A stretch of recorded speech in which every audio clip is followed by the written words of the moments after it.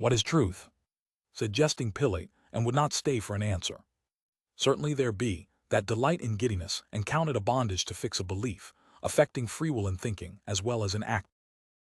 And though the sects of philosophers of that kind be gone, yet there remain certain discoursing wits, which are of the same veins, though there be not so much blood in them, as was in those of the ancient. But it is not only the difficulty and labor, which men take in finding out of truth, nor again, that when it is found it imposeth upon men's thoughts, that doth bring lies in favor, but a natural though corrupt love of the lie itself.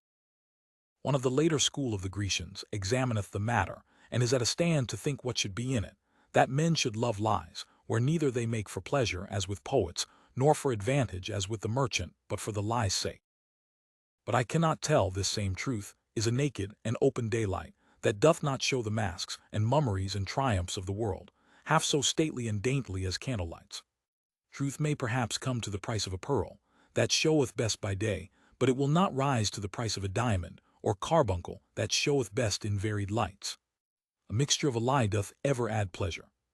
Doth any man doubt that if there were taken out of men's minds vain opinions, flattering hopes, false valuations, imaginations as one would, and the like, but it would leave the minds of a number of men, poor shrunken things, full of melancholy and indisposition, and unpleasing to themselves? One of the fathers in great severity called poesi vinum demonum, because it fireth the imagination, and yet it is but with the shadow of a lie. But it is not the lie that passeth through the mind, but the lie that sinketh in and settleth in it, that doth the hurt, such as we spake of before.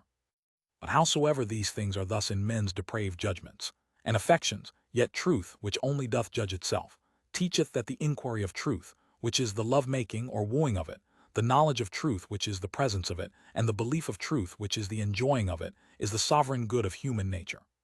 The first creature of God in the works of the days was the light of the sense, the last was the light of reason, and his Sabbath work ever since is the illumination of his spirit. First he breathed light upon the face of the matter or chaos, then he breathed light into the face of man, and still he breatheth and inspireth light into the face of his chosen. Poet that beautified the sect that was otherwise inferior to the rest, saith yet excellently well, it is a pleasure to stand upon the shore, and to see ships tossed upon the sea, a pleasure to stand in the window of a castle, and to see a battle and the adventures thereof below, but no pleasure is comparable to the standing upon the vantage ground of truth, a hill not to be commanded, and where the air is always clear and serene, and to see the errors and wanderings and mists and tempests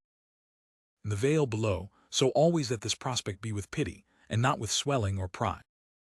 Certainly it is heaven upon earth, to have a man's mind move in charity, rest in providence, and turn upon the poles of truth.